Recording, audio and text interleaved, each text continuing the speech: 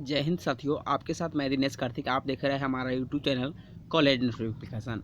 तो चलिए साथियों, आप लोगों को पार्ट 1 एग्जामिनेशन से संबंधित महत्वपूर्ण क्वेश्चन जो भी होगा वो आपको इस वीडियो में बताने वाले हैं। जो part 1 examination Lalit Narayan Mithila university से संबंधित है।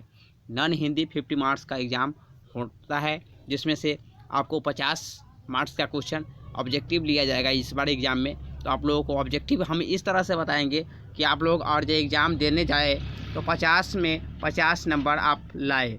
इस तरह से इस वीडियो में हम बताएंगे। एक दो टॉपिक ऐसा बताएंगे जिससे आप और जो क्वेश्चन देख लेते हैं तो आपका सारा 50 में 50 नंबर आना ही आना है, और ये आप अच्छी तरह से क्लियर कर लेते हैं। तो थोड़ा सा हो सकता है वीडियो लंबी थोड़ा सा बने, लेकिन कोई बात नहीं है, लंबी बनेगी लेकिन 50 नंबर आएंगे तो अच्छी बात है। तो चलिए, पहला जो है आपका जो बुक से जो क्वेश्चन पूछता है नॉन हिंदी का 50 नंबर जो हिंदी का एग्जाम होता है, उसमें आपको जो क्वेश्चन पूछता है वो हम बताते हैं से कहाँ से क्वेश्चन पूछता है। तो रसीम रथी, यहाँ पे देख रहे हैं रसीम रथी एक पार्ट है, चैप्टर है, जिससे आपको हिंदी से क्वेश्चन पूछता है। अधिकतर क्वेश्चन इसी से पूछता है, और ये जो है लिखने वाले जो है वो दिनकर जी के द्वारा लिखा गया है। रामधारी सिंह दिनकर जी जो है उनके द्वारा ये लिखा गया है। आप रामधारी सिंह दिनकर जी का पूरा दिनकर जी का जीवनी और जब पढ़ लेते हैं, और इसके अलावा रसीम रथी जो पाठ है उस पाठ को आप पढ़ लेते हैं, तो आपका जो है इसमें 50% क्लियर हो जाएगा। इसके अलावा 50% जो पूछता है वो ग्रामर पोर्शन से पूछता है, यानी कि 50 तो 50 यानी कि 50 नंबर का एग्जाम होता है, तो 50 नंबर में 50% जो होता है वो आपको बुक से पूछता है क्वेश्चन, और 50% ग्रामर पोर्शन से यानी कि व्याकरण से। तो हमने बता दिया से 50 जो परसेंटेज क्वेश्चन पूछा जाएगा वो आपको दिनकर से संबंधित और रसीम रथी जो पाठ है उससे संबंधित ही क्वेश्चन पूछा जाएगा। तो यहाँ जो भी क्वेश्चन है उसी से रिगार्डिंग है, पहले दिनकर से रिगार्डिंग क्वेश्चन दिया गया है, और ये सभी दिनकर से संबंधित क्वेश्चन पूछा दिया गया है। उसके बाद नीचे जो क्वेश्चन है रसीम रथी से दिया गया क्वेश्चन, लिया गया क्वेश्चन है रसीम रथी से क्वेश्चन। और इसके अलावा और आपको बता दूँ, इसके बाद आपको क्या चीज़ पूछेगा व्याकरण में हिंदी व्याकरण में क्या चीज़ से क्वेश्चन पूछेगा। तो जो व्याकरण से संबंधित भी हम थोड़ा सा आगे बात कर लेते हैं। तो चलिए थोड़ा सा नीचे चलते हैं, पीडीएफ के फाइल के नीचे से आप व्याकरण से संबंधित कहाँ से क्वेश्चन पूछता है, किस तरह से क्वेश्चन पूछता है वो भी हम आपको बताते हैं, ताकि आपका जो है 50% तो क्लियर हो ही गया है, ये भी 50% जो है बाकी है वो भी क्लियर हो जाए। तो यहाँ पर देख लीजिए, पहला जो क्वेश्चन आपको व्याकरण से वो पूछेगा वो मुहावरा लौकिक कहावतें, जो मुहावरा से पूछता है, और लौकिक जो कहावतें हैं जो आपको गांव देहात में सुनाई पड़ता है और पढ़े भी होंगे। मैट्रिक तक तो यही पढ़ते आ रहे हैं, इंटर में भी पढ़े होंगे, और जो आर्ट्स लिए होंगे तो हिंदी में सभी में यही पढ़ते आ रहे हैं। इसके अलावा अगला जो क्वेश्चन पूछेगा वो आपको फिर नेक्स्ट टॉपिक जो है ग्रामर से वो क्या चीज़ से पूछेगा सो हम आपको बताते हैं। तो यहाँ पे अनेक शब्दों के लिए एक शब्द, अनेक शब्दों के लिए एक शब्द, इससे क्वेश्चन से टॉपिक पूछता है। उसके बाद अगला जो टॉपिक है किससे पूछेगा वो भी आपको बताते हैं। तो जो टॉपिक सब है पर्यायवाची शब्द, यहाँ पे पर्यायवाची शब्द से भी आपका टॉपिक से क्वेश्चन पूछा जाएगा। तो ये सभी पर्यायवाची टॉपिक से क्वेश्चन दिया गया है, यहाँ पे सिलेक्ट किया गया है, सिलेक्ट। उसके बाद विपरीतार्थक शब्द है, यानी कि उल्टा शब्द जिसको विलोम शब्द बोलते हैं, और इससे भी क्वेश्चन पूछा जाएगा। उसके बाद अनेकार्थी शब्द से क्वेश्चन पूछा जाएगा, यानी कि अनेक शब्दों के एक शब्द इससे। उसके बाद वाक्य शुद्धि से भी क्वेश्चन पूछा जा सकता है।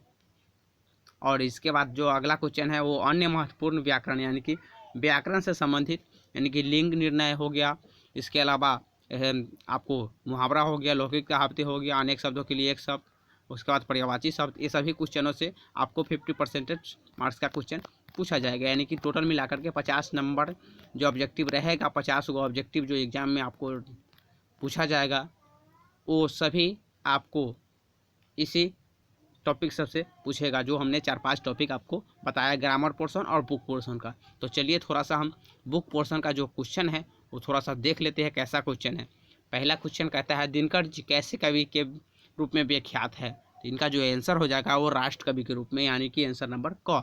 नेक्स्ट नंबर क्वेश्चन है दिनकर जी का जन्म हुआ था, कब हुआ था, तो वो 1908 ईस्वी में इनका जन्म हुआ था। इसके बाद अगला क्वेश्चन जो कहता है वो कहता है क्वेश्चन दिनकर जी का जन्म कहाँ हुआ था। दिनकर जी का जन्म जो है बिहार के मुंगेर जिले में हुए थे।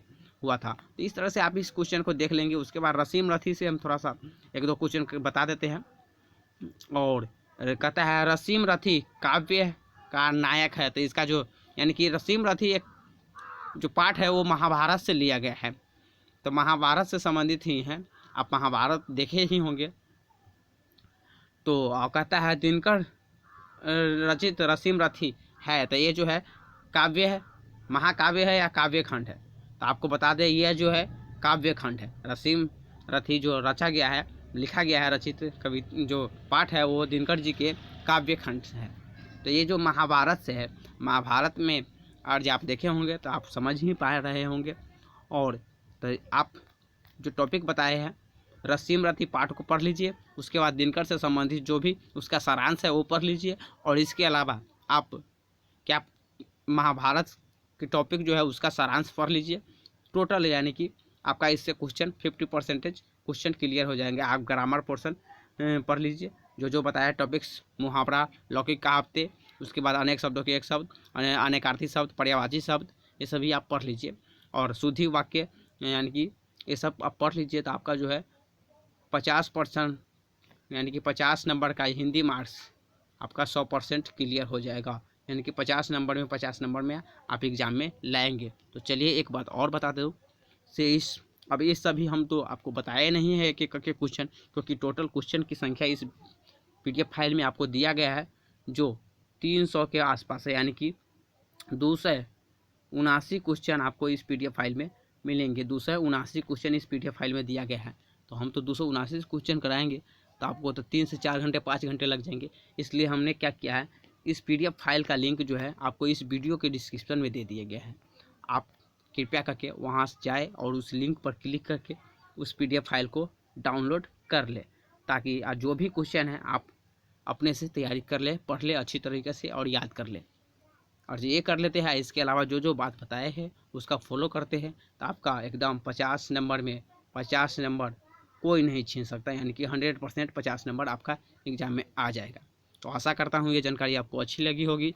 और इसी तरह के जानकारी पाने के लिए हमारे चैनल को अभी तक सब्सक्राइब नहीं किए तो ज़रूर सब्सक्राइब कर ले। और एक बात और जो आप VVI क्वेश्चन ऑब्जेक्टिव का तो हम अब कराएंगे ही। इससे पहले और जो आपका ऑनर्स कोई भी पेपर ऑनर्स है और जो उसका VVI क्वेश्चन आप लेना चाहते हैं तो उसका भी वीडियो हमने चैनल पे पहले ही 1 सप्ताह पहले ही अपलोड कर चुके हैं।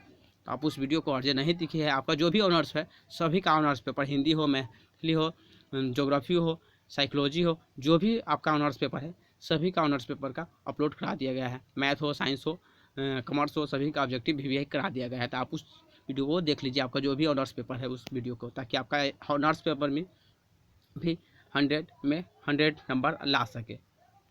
तो अभी तक लेना ही, मिलता हूँ नेक्स्ट वीडियो में। कोई भी बात है पूछना चाहते हैं, कमेंट करना चाहते हैं तो कमेंट जरूर करते।